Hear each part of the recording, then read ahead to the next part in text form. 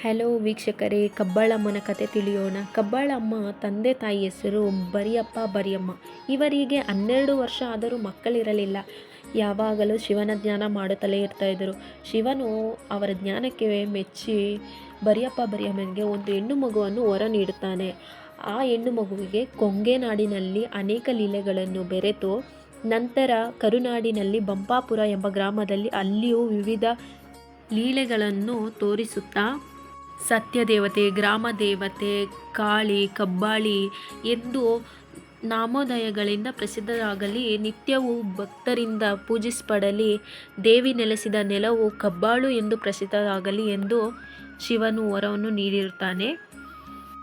ಆ ಹೆಣ್ಣು ಮಗುವಿಗೆ ಸತ್ಯದೇವತೆ ಎಂದು ನಾಮಕರಣ ಮಾಡುತ್ತಾರೆ. ಸತ್ಯದೇವತೆ ತಂಗಿ ಬಿಸಿಲು ಮಾರಿಯಮ್ಮ, ತಮ್ಮ ಭೈರವ ಎಂದು ನಾಮಕರಣ ಮಾಡಿರುತ್ತಾರೆ. ಒಂದು ದಿನ ಬೆಳೆದು ದೊಡ್ಡವಳಾದ ನಂತರ ಕಬ್ಬಾಳಮ್ಮ ರಾಜ ನೋಡಿ ಕಬ್ಬಾಳಮ್ಮನ ಮದುವೆ ಆಗಬೇಕೆಂದು ನಿರ್ಧರಿಸುತ್ತಾನೆ. ಕಬ್ಬಾಳಮ್ಮನ ನೋಡಿ ಇಷ್ಟಪಟ್ಟಿದ್ದರಿಂದ ಮಂತ್ರಿಯೊಡನೆ ಹೇಳಿ ಕಳಿಸ್ತಾನೆ, ನಾನು ಅವರ ತಂದೆ ಜೊತೆ ಹೇಳು ಕಬ್ಬಾಳಮ್ಮನ ಮದುವೆ ಆಗ್ತೀನಿ ಅಂತ. ಅದಕ್ಕೆ ಅವರ ಮನೆಗೆ ಬಂದು ಮಂತ್ರಿ ಕೇಳಿರ್ತಾನೆ, ಕಬ್ಬಾಳಮ್ಮನ ಮದುವೆ ಆಗಬೇಕು, ನೀವು ಒಪ್ಪಿಸಲೇಬೇಕು ಅಂತ. ಆಗ ಬರಿಯಪ್ಪ ಹೇಳ್ತಾನೆ, ನನ್ನ ಮಗಳನ್ನ ಕೇಳಿ ಹೇಳ್ತೀನಿ ಅಂತ. ಇಲ್ಲ, ನೀವು ಒಪ್ಪಿಸಲೇಬೇಕು ಅಂತ ಹೇಳ್ತಾರೆ ಮಂತ್ರಿಯವರು. ಹೇಳ್ಬಿಟ್ಟು ಹೋಗಿರ್ತಾರೆ. ಮತ್ತು ಕಬ್ಬಾಳಮ್ಮ ಹೊರಗಿಂದ ಬರ್ತಾಳೆ. ರಾಜಕುಮಾರ ನಿನ್ನೆ ಇಷ್ಟಪಟ್ಟಿದ್ದಾರಂತೆ, ನಿನ್ನ ಒಪ್ಪಿಗೆ ಏನು ಮಗಳೇ ಅಂತ ಕಬ್ಬಾಳಮ್ಮನ ಅವರಪ್ಪ ಕೇಳ್ತಾರೆ. ಕಬ್ಬಾಳಮ್ಮ ಇಲ್ಲ, ಆಗೋದಿಲ್ಲ ಅಂತ ಹೇಳ್ತಾರೆ. ಸರಿ, ರಾಜಕುಮಾರನ ಹತ್ರ ಇವರಪ್ಪ ಹೋಗಿ, ಇಲ್ಲ ನನ್ನ ಮಗಳು ಒಪ್ಪಿಲ್ಲ, ಬೇಡ ಅಂತ ಹೇಳಿದಾಳೆ ಅಂತ ಹೇಳ್ತಾರೆ. ರಾಜಕುಮಾರ ಕೋಪದಿಂದ ಅವರ ತಂದೆಯನ್ನು ಕತ್ತರಿಸ್ಬಿಡ್ತಾನೆ, ಕತ್ತನ್ನು. ಆ ವಿಷಯ ತಿಳಿದ ನಂತರ ಕಬ್ಬಾಳಮ್ಮ ತುಂಬ ಕೋಪದಲ್ಲಿ ಇರ್ತಾಳೆ. ಕೋಪದಲ್ಲಿ ಬೆಳೆ, ನೀರು ಎಲ್ಲ ಕರಗಿ ಹೋಗಿರುತ್ತೆ, ಒಣಗೋಗಿರುತ್ತೆ, ಎಲ್ಲ ಒಣಗೋಗಿರುತ್ತೆ. 6 ತಿಂಗಳುಗಳೇ ಆಯಿತು, ಯಾಕೆ ಈ ಥರ ಆಯಿತು ಅಂತ ರಾಜಕುಮಾರ ಯೋಚನೆ ಮಾಡ್ತಾ ಇರ್ತಾನೆ. ಆಗ ರಾಜಕುಮಾರ ಯೋಚನೆ ಮಾಡಿ ಪಂಡಿತನ ಕರೆದು ಏನಾಗಿದೆ ಅಂತ ಕೇಳ್ತಾನೆ. ಆವಾಗ ರಾಜಕುಮಾರಿಗೆ ಪಂಡಿತ ಹೇಳ್ತಾನೆ, ನಿಮ್ಮ ಕಡೆಯಿಂದನೇ ತಪ್ಪಾಗಿದೆ, ನೀವು ಈ ಥರ ಮಾಡಿದ್ದೀರಾ ಅಂತ ಎಲ್ಲ ತಿಳಿಸ್ತಾರೆ. ಆವಾಗ ರಾಜಕುಮಾರ ಹೋಗಿ ಕಬ್ಬಾಳಮ್ಮನ ಕಾಲಿಗೆ ಬಿದ್ದು ನನ್ನ ಕ್ಷಮಿಸಿ, ತಪ್ಪಾಯಿತು ಅಂತ ಬೇಡಿಕೊಳ್ತಾನೆ. ಆವಾಗ ಆ ತಾಯಿ ಕಬ್ಬಾಳಮ್ಮ ಸರಿ ಅಂತ ಹೇಳ್ಬಿಟ್ಟು ಎಲ್ಲ ಕ್ಷಮಿಸ್ತಾಳೆ. ಇನ್ನೆಲ್ಲ ನಾರ್ಮಲಾಗಿ ಚೆನ್ನಾಗಿ ಹೋಗ್ತಾ ಇರುತ್ತೆ. ಒಂದು ದಿನ ತಾಯಿ ಮಗಳನ್ನು ಕರೆದು, ನಿನಗೆ ಒಂದು ಹುಡುಗ ನೋಡಿದ್ದೀನಿ, ಮದುವೆ ಆಗುತ್ತೀಯಾ ಅಂತ ಕೇಳ್ತಾರೆ. ಕಬ್ಬಾಳಮ್ಮ ಸರಿ ಆಗುತ್ತೇನೆ ಅಂತ ಹೇಳ್ತಾಳೆ. ನೆಕ್ಸ್ಟು ಅವ್ರಿಗೆ ಮದುವೆ ಆಗುತ್ತದೆ. ರಂಗಪ್ಪ ಅನ್ನೋ ಹುಡುಗನ ಜೊತೆ ಮದುವೆ ಆಗುತ್ತೆ. ಕಬ್ಬಾಳಮ್ಮನ ಕನಸಲ್ಲಿ ಬಂದು ಶಿವನು ನಿನ್ನ ಪ್ರಯಾಣ ಮುಂದುವರಿಸಬೇಕು ಕರುನಾಡಿನ ಕಡೆ ಎಂದು ಶಿವನು ಬಂದು ಕನಸಲ್ಲಿ ಹೇಳ್ತಾನೆ ಕಬ್ಬಾಳಮ್ಮಗೆ. ಕಬ್ಬಾಳಮ್ಮ ಅವರ ಗಂಡನ ಅಭಿಪ್ರಾಯವನ್ನು ತಿಳಿದುಕೊಂಡು ಎಲ್ಲ ಗಂಡನು ಅವರ ಜೊತೆಗೆ ಹೋಗ್ತಾರೆ.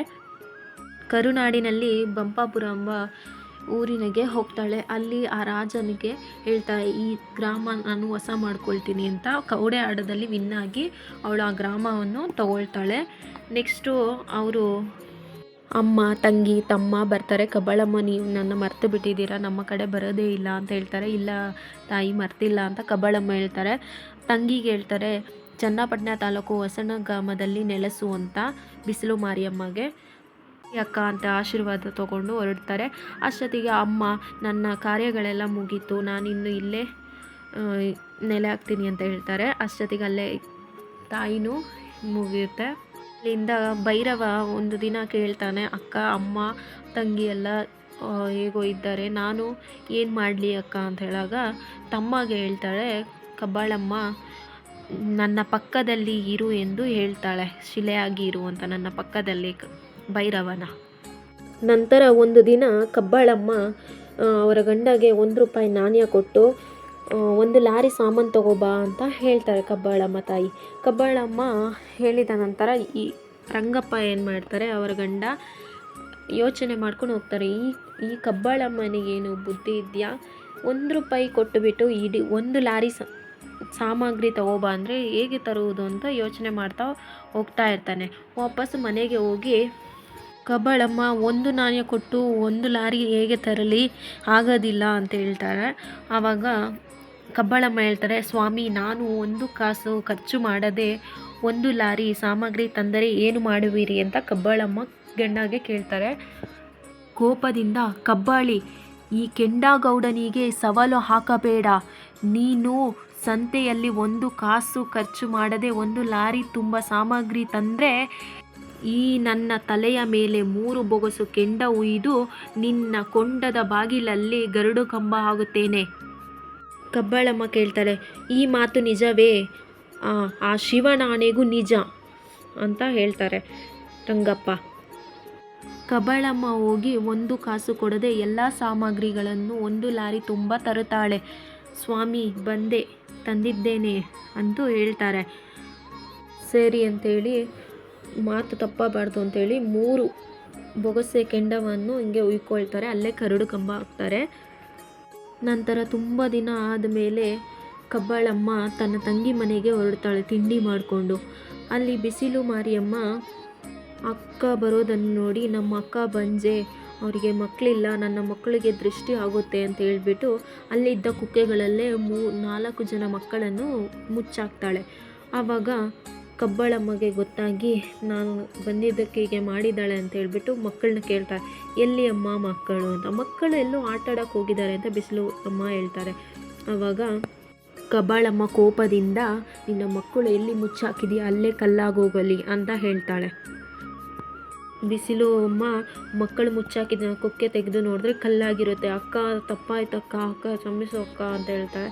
ಇಲ್ಲ ಅಂತ ಹೇಳ್ಬಿಟ್ಟು ಹೊರಗಡೆಯಿಂದ ಒಂದು ಹುಡುಗ ಬರ್ತಾನೆ, ಲಾಸ್ಟ್ ಮಗ. ಅವನು ಇವನೇ ನಿನಗೊಬ್ಬ ಎಲ್ಲ ಅಂತ ಹೇಳ್ಬಿಟ್ಟು ಹೇಳ್ತಾಳೆ.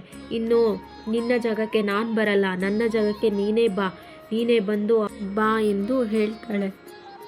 ನಂತರ ಕನಕಾಪುರ ಸಾತ್ನೂರಿಗೆ ಹೋಗಿ ಅಲ್ಲಿ ನೆಲೆಸ್ತಾಳೆ ಕಬ್ಬಾಳಮ್ಮ. ದೇವಿ ನೆಲೆಸಿದ ನೆಲವು ಕಬ್ಬಾಳು ಎಂದು ಪ್ರಸಿದ್ಧವಾಗಲಿ